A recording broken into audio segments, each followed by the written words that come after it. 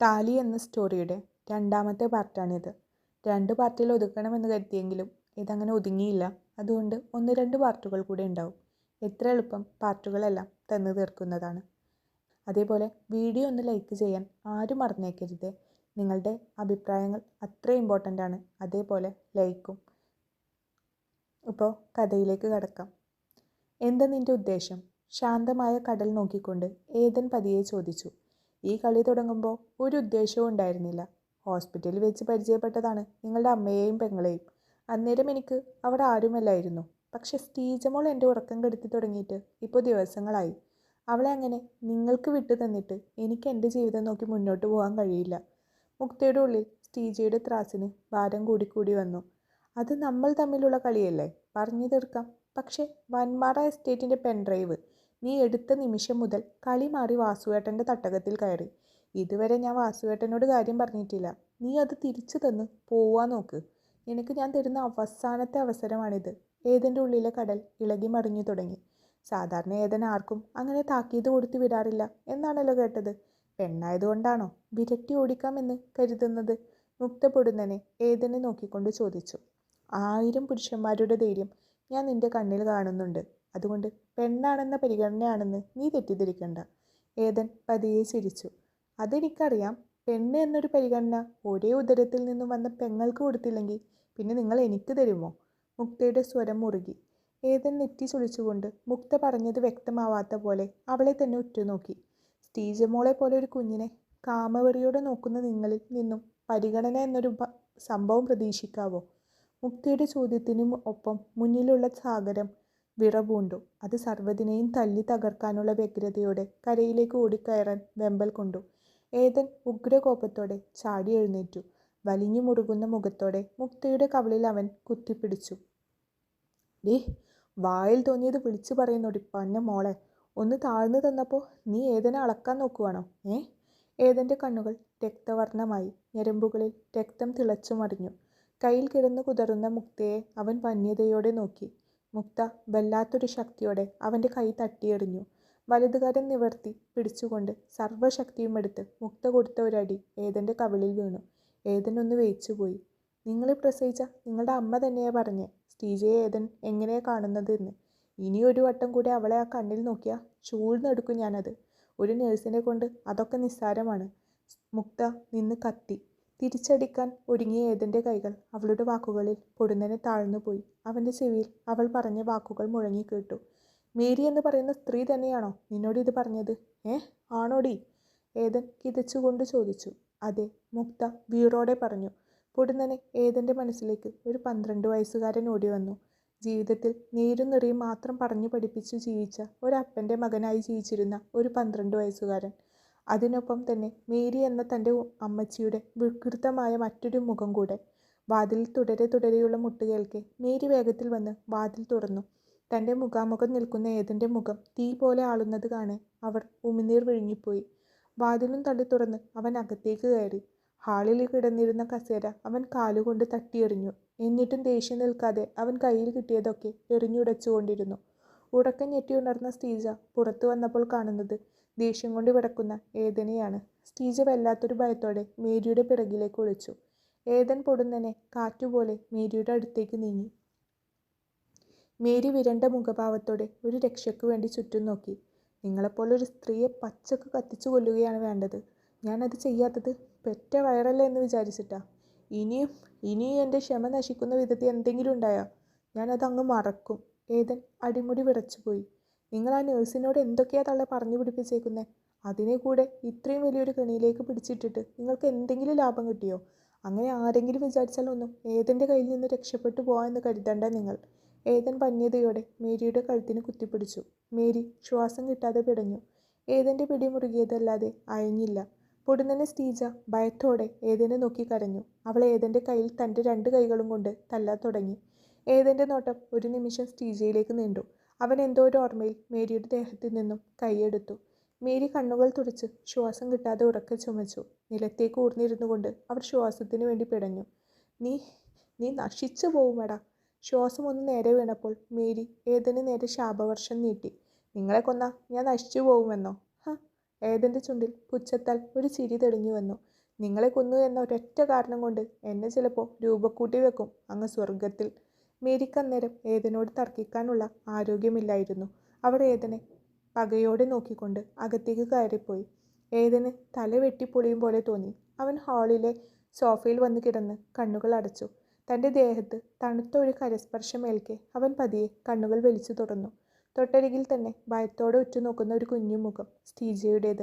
അവൾ അവനെ പതിയെ തോണ്ടി വിളിക്കുകയാണ്. എന്നതാണ് ഇനി നിനക്ക് വേണ്ടത്? നാശം! അവൻ പല്ല് ഞെരിച്ചുകൊണ്ട് ചോദിച്ചു.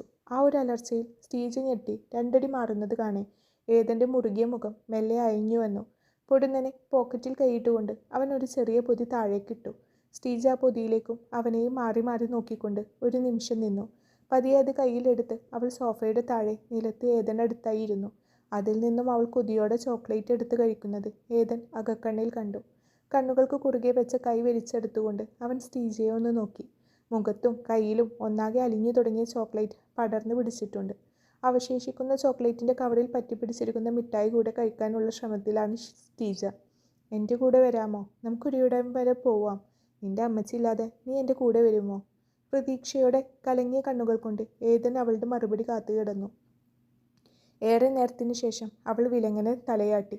ഏതൻ്റെ ചുണ്ടിൽ ഒരു പുച്ഛച്ചിരി തെളിഞ്ഞു വന്നു. നീ വരൂ, വരുത്താൻ എനിക്കറിയാം. അതിനുവേണ്ടി ആരെ എതിർക്കാനും ഏതിന് മടിയില്ല.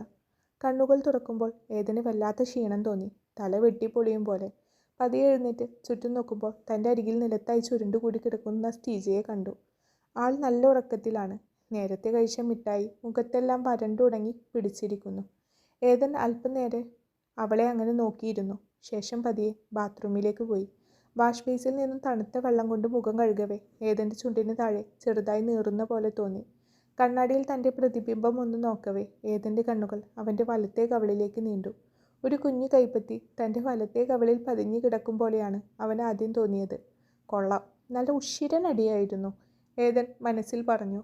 ഒന്ന് തിരികെ കൊടുത്തിരുന്നുവെങ്കിൽ എല്ലും തൊലി പെറുക്കിയെടുക്കാമായിരുന്നു അവിടെ നിന്ന്. കാഴ്ചയിൽ ഞാഞ്ഞൂലിനെ പോലെ, പക്ഷെ സ്വഭാവത്തിൽ തനി മൂർഖൻ. ഏതന് മുക്തയെക്കുറിച്ച് ആലോചിക്കും തോറും അതിശയം തോന്നി. തന്നെക്കുറിച്ച് അവൾ പറഞ്ഞത് അത്രയും കേട്ടപ്പോൾ പിന്നീട് ഒരു ചോദ്യത്തിനോ പറച്ചിലിനോ നിൽക്കാതെ വേഗത്തിൽ പോരുകയായിരുന്നു. പെൻഡ്രൈവിൻ്റെ കാര്യം അതിനിടയിൽ വിട്ടുപോയി. ഇനിയും തമ്മിൽ കാണണം എന്നാണ് ഉടയോൻ്റെ വിധി. അപ്പോൾ പിന്നെ തടുക്കാൻ കഴിയില്ലല്ലോ, ഏതൻ ഓർത്തു. എന്നാലും നീ എന്ത് ധൈര്യത്തിലാണ് അയാളുടെ മുഖത്തടിച്ചത് എന്നാണ് എനിക്ക് മനസ്സിലാവാത്തത്. ഗൗതമി മുക്തയെ തന്നെ തറപ്പിച്ച് നോക്കി. പിന്നെ വേദനിപ്പിച്ച ഞാൻ അവനെ പിടിച്ച് ഉമ്മ വെക്കണോ? മുക്തക്ക് ചൊറിഞ്ഞങ്ങ് വന്നു. ആ ബെസ്റ്റ്. എന്തേ നീ അതായിട്ട് കുറച്ചത്? ഗൗതമി പല്ല് ഞെരിച്ചു. മുക്ത ഗൗതമിയെ ഒന്ന് പുച്ഛിച്ച് വിട്ടിട്ട് പതിയെ തൻ്റെ ചായ കുടിച്ചു തുടങ്ങി. ഹോസ്പിറ്റൽ ക്യാൻറ്റീനിൽ ഇരിക്കുകയാണ് രണ്ടുപേരും. എൻ്റെ മുക്തേ, ഒരു കുഞ്ഞിൻ്റെ ബുദ്ധി പോലും നിനക്കില്ലേ? നീ ആപത്തിലോട്ടായി പോകുന്നേ. ആ ഏത് ഇനി അടങ്ങിയിരിക്കുമെന്ന് തോന്നുന്നുണ്ടോ? ഗൗതമിക്ക് വല്ലാത്ത പേടി തോന്നി. നീ ഒന്നും മിണ്ടാതെ ഇരിക്കുമോ? ഞാൻ ഇന്നലെ സ്റ്റീജ മോളെ സേഫ് ആക്കാമെന്ന് വിചാരിച്ചതായിരുന്നു. അത് നടക്കാത്ത കാര്യത്തിലാണ് എനിക്ക് സങ്കടം. ആ അതെ, നീ ചോദിക്കുമ്പോഴേക്കും ആ പെങ്കുച്ചിനെ നിനക്ക് തന്ന് 2 ഷേക്ക് തന്ന് പോയേനെ ഏതൻ. ഗൗതമി ചുണ്ടുകൂട്ടി. ഇരുവരും സംസാരിച്ചിരിക്കുന്നതിനിടയിലാണ് സഞ്ജുവും മനീഷും അങ്ങോട്ട് വരുന്നത് കാണുന്നത്. സഞ്ജു വേഗത്തിൽ മുക്തിയിരിക്കുന്ന കസേരക്കപ്പുറം പോയിരുന്നു. മനീഷിനോട് ഗൗതമിക്കൊപ്പം ഇരുന്നോളാൻ കണ്ണ് കാണിച്ചു.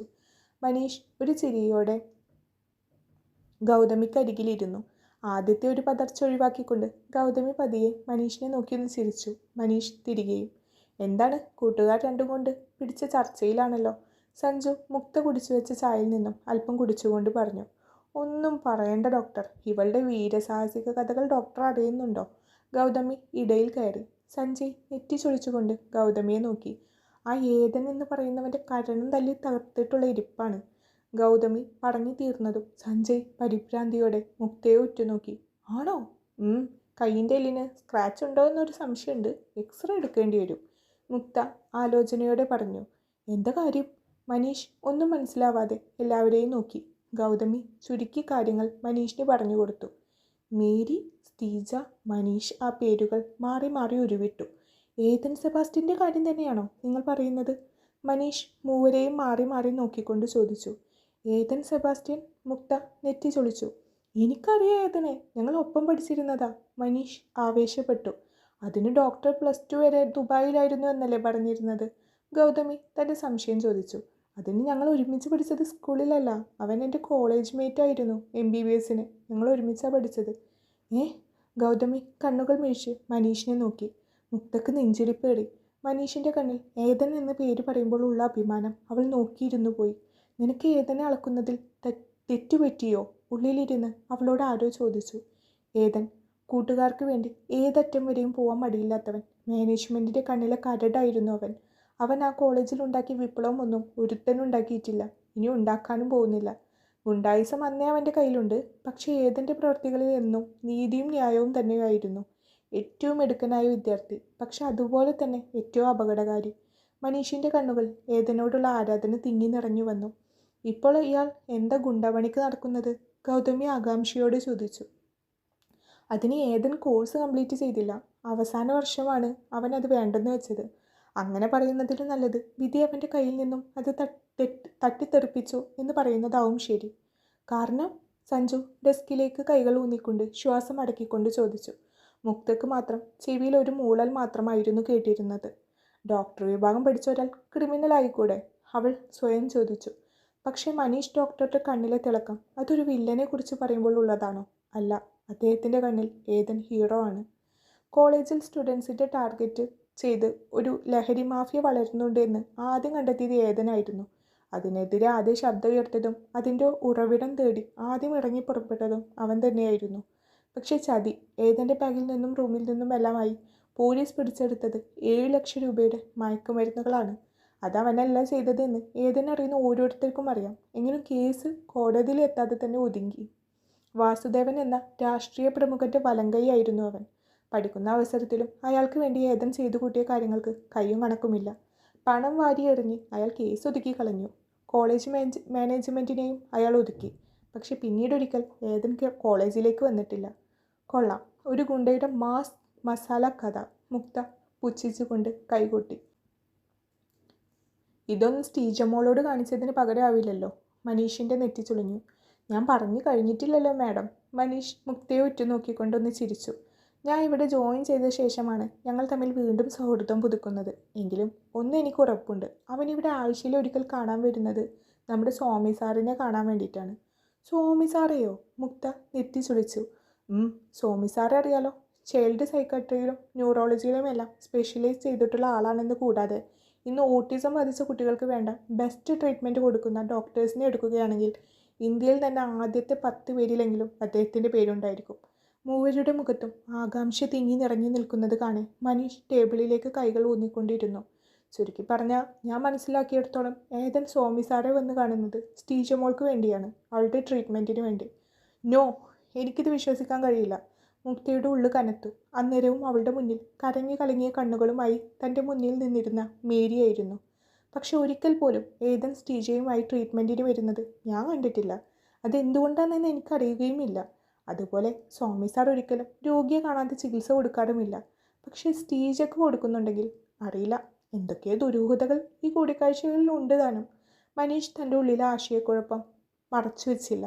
മുക്തക്ക് തലക്കുള്ളിൽ ആകെ മൊത്തം ഒരു പുകമയം പോലെയാണ് തോന്നിയത്. ഏതൻ താൻ അറിഞ്ഞതൊന്നുമല്ല, ഇനിയും അവനെപ്പറ്റി അറിയാൻ ഏറെയാണെന്ന് അവൾ അന്നേരം ഉറപ്പിച്ചു. അറിയണം, കൂടുതൽ അറിയണം, മുക്ത മനസ്സിനെ പറഞ്ഞു പഠിപ്പിച്ചു. തുടരും സൂര്യകാന്തി. നിങ്ങൾ വീഡിയോ ഒക്കെ ഒന്ന് ലൈക്ക് ചെയ്തേക്കണേ. അതേപോലെ നിങ്ങളുടെ അഭിപ്രായങ്ങൾ കമൻറ്റ് ബോക്സിൽ അറിയിക്കാനും മറക്കരുത്. സബ്സ്ക്രൈബ് ചെയ്യാതെ വായിക്കുന്നവരാണെങ്കിൽ ദയവ് ചെയ്ത് സബ്സ്ക്രൈബ് ചെയ്യണേ. താങ്ക്